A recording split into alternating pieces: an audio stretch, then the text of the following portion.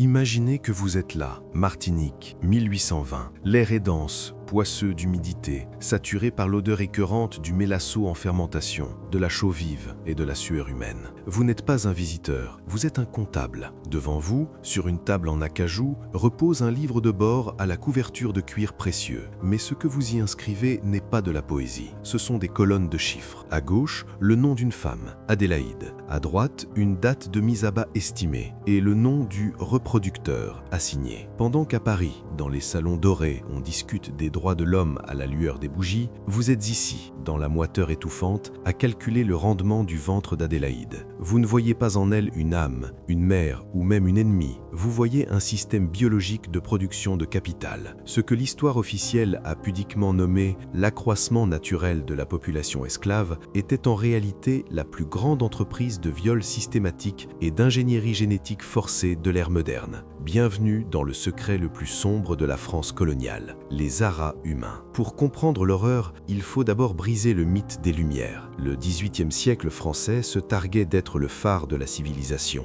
Voltaire, Rousseau, Montesquieu, leurs écrits sur la liberté sont le socle de notre démocratie. Mais derrière ces textes, il y a un silence de plomb. Pendant que Montesquieu théorisait l'esprit des lois, il détenait des parts dans des compagnies maritimes transportant des êtres humains comme de simples barils de vin. La richesse qui finançait les bibliothèques et les opéras de France ne venait pas du génie intellectuel, mais du sang extrait des Antilles. À Paris, la noblesse portait des soies fines et débattait de la sensibilité. En Martinique ou en Guadeloupe, des femmes noires étaient déshabillées sur des blocs d'enchères pour que leurs parties génitales et leurs dents soient inspectées par des hommes cherchant la meilleure femelle de ponte. La France n'a pas seulement pratiqué l'esclavage, elle a transformé le corps noir en une biotechnologie au service de l'économie. Tout bascule en 1815. Sous la pression internationale, la France interdit la traite transatlantique. Les navires négriers ne peuvent plus traverser l'océan. Pour les colons, c'est une panique économique sans précédent. Sans nouvel apport de matières premières africaines, le système risque de s'effondrer. Mais le capitalisme colonial ne s'avoue jamais vaincu. Si l'on ne peut plus importer l'esclave, on va le fabriquer sur place. Le crime ne s'arrête pas, il change d'adresse. Il pénètre à l'intérieur des cases,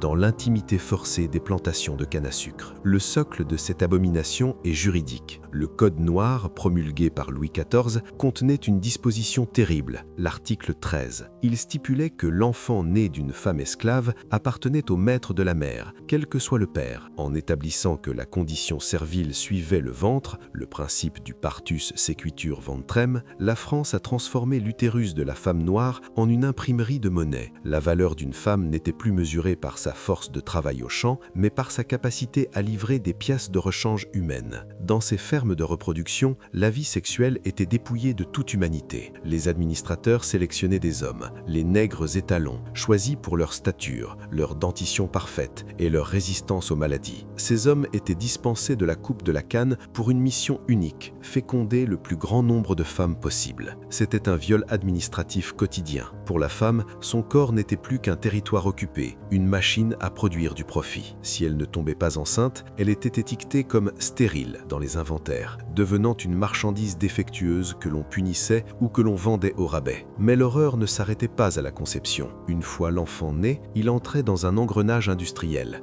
Dans les plantations, on trouvait des pouponnières, des cases sombres et humides où les nouveau-nés étaient entassés. Le concept de maternité était perçu comme un obstacle économique. L'allaitement prolongeait l'infertilité temporaire de la femme, on imposait donc un sevrage précoce et brutal. Dès que l'enfant pouvait ingurgiter une bouillie de manioc, il était arraché au bras de sa mère. Ces enfants, ces négrillons, étaient le cash-flow de la colonie. Ils servaient de cadeaux de mariage, de garantie bancaire, ou étaient vendus dans les journaux locaux comme de simples chiots.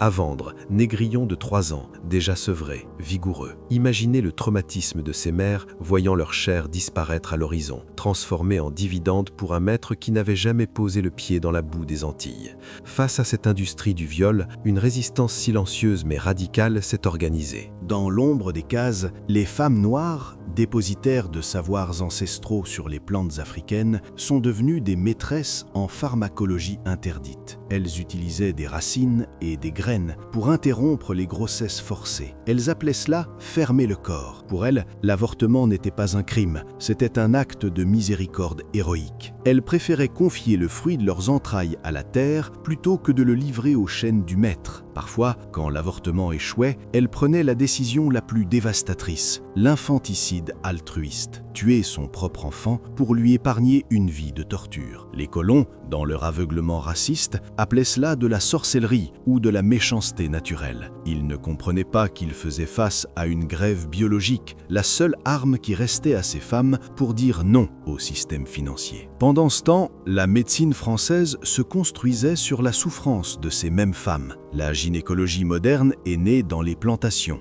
Des médecins coloniaux, financés par les propriétaires, utilisaient les esclaves comme des cobayes vivants. On testait de nouveaux types de spéculum, des techniques de suture et des chirurgies expérimentales sur les organes reproducteurs, souvent sans aucune anesthésie, sous le prétexte fallacieux que les Noirs ne ressentaient pas la douleur. Les manuels de médecine du XIXe siècle sont bâtis sur les cicatrices de ces femmes dont le corps était considéré comme un laboratoire privé. Le véritable moteur de cette machine de guerre n'était cependant pas aux Antilles, mais à Paris. Dans les bureaux de la Banque de France, on gérait les risques. Les esclaves n'étaient pas seulement des bras, ils étaient des actifs financiers. On utilisait les ventres des femmes comme collatéral pour des prêts massifs. Le banquier parisien ne prêtait pas de l'argent sur la récolte de sucre, mais sur la progéniture future du cheptel humain. Le système financier français était le véritable architecte de ce marché. Même les compagnies d'assurance de Nantes et de Bordeaux participaient à la curée. Elles proposaient des polices d'assurance pour perte de marchandises vives. Si un bébé mourait, le maître était indemnisé. Cela créait une incitation macabre. En période de crise économique, il était parfois plus rentable de laisser mourir un nouveau-né et de toucher l'assurance que de le nourrir. La mort d'un enfant noir rendait des francs d'argent dans les banques de la métropole. L'Église catholique, elle aussi, était complice. Le code noir imposait le baptême, mais celui-ci servait de rite d'inventaire. Le prêtre arrivait une fois par mois, percevait sa taxe par tête et inscrivait dans ses registres « Baptisé Jean, fils de Marie, propriété du sieur X, père inconnu ». Ce père inconnu était l'euphémisme religieux recouvrant le viol systématique commis par le maître ou ses étalons. L'eau bénite servait à tamponner la propriété privée sur l'âme de l'enfant. La preuve ultime de cette logique comptable est arrivée en 1825 avec l'indemnité imposée à Haïti. Après avoir conquis son indépendance de haute lutte, Haïti fut contraint par la France de payer 150 millions de francs or. Pourquoi un tel montant? Parce que les négociateurs français avaient calculé le manque à gagner des esclaves qui ne naîtraient jamais. La France a fait payer à Haïti la liberté des ventres de ses femmes. C'est la plus grande extorsion de l'histoire, une dette qui a saigné le pays pendant plus d'un siècle pour remplir les coffres du CIC et d'autres grandes banques parisiennes. L'abolition de 1848 n'a pas été le cadeau généreux que les livres d'école nous présentent. Ce fut une manœuvre politique pour éviter une révolution. Mais regardez bien le décret de Victor Schœlcher.